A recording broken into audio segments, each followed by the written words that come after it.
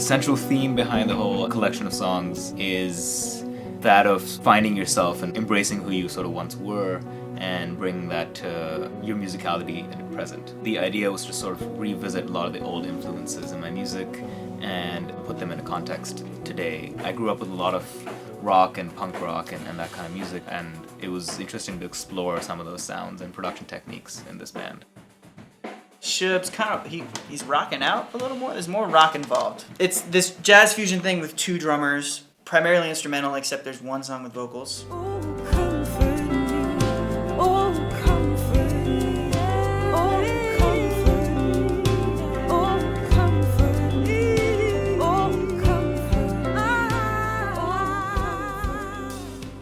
Since our first record, Hamira, I think I've definitely revisited a lot of the older styles of music that I used to listen to and grew up with. Hamira was an exploration of what music could be that was influenced by modern jazz but also influenced by modern day production, so bringing those together. And I think the EP we did last year and then these collection of songs is just digging further into that, where we've been exploring with pedals and sampling and all of that in an improvised context.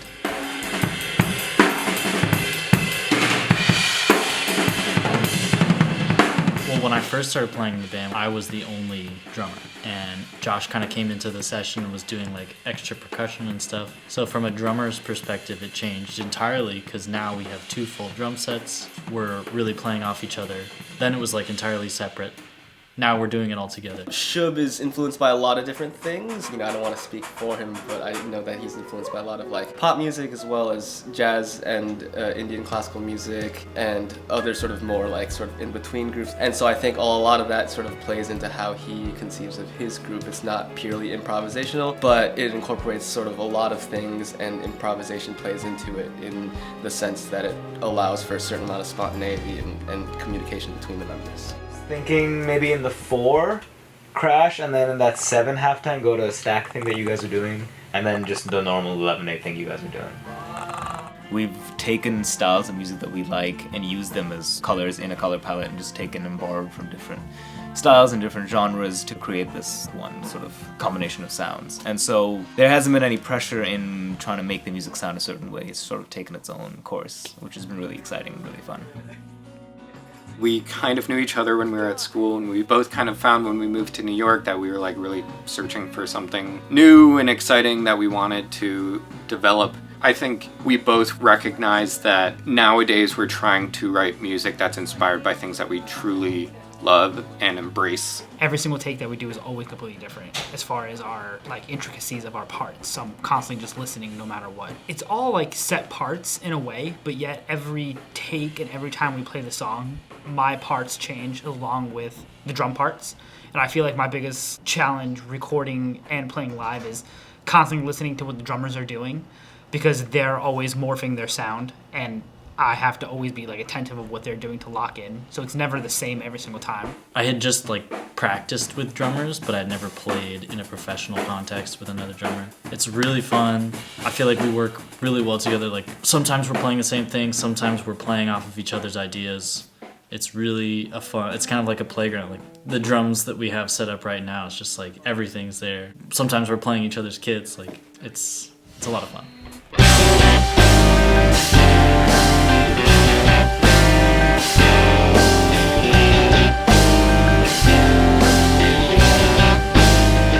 This record we've approached differently. Angelo and I are playing more unison drum stuff, which makes it more cool when we do our crazy not unison drum stuff.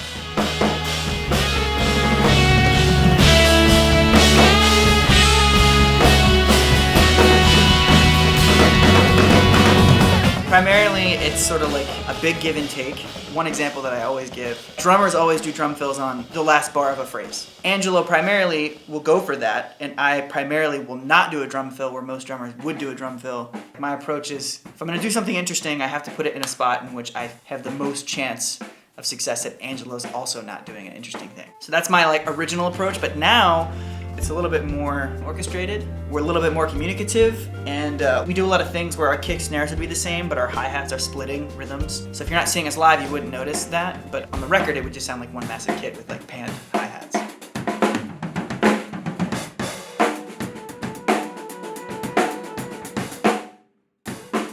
I'll sort of come up with something that I think fits the color that's needed. And I guess after just listening to a lot of music with synthesizers and electronic instruments and sort of being really into that kind of music and those kinds of instruments, you sort of get a sense of like what might work orchestrationally and what wouldn't.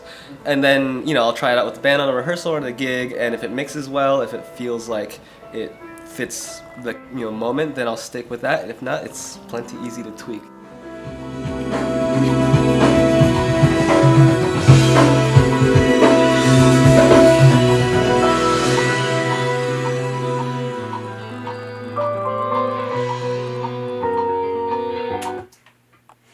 Yeah, man, that was so nice.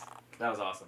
The recording process for these new songs started with a lot of demoing just in my studio at home, where I lay down the sort of basic foundational tracks that would later be replaced by the instruments in the band. And so I always start off with the guitar, and that's sort of the core of my writing process, and then followed by a lot of demoing on my audio workstation at home.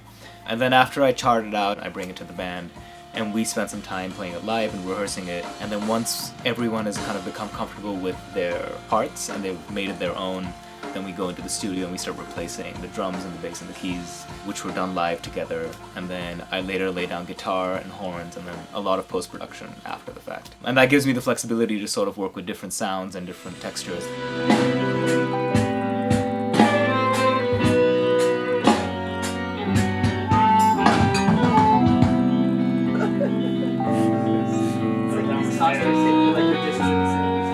My favorite is Storm, because there's so many parts to it. It has like a mix of everything. There's some like odd meter stuff in there. There's like some opportunity for me to do some like texture stuff in there, as well as just like read down the charts and stuff.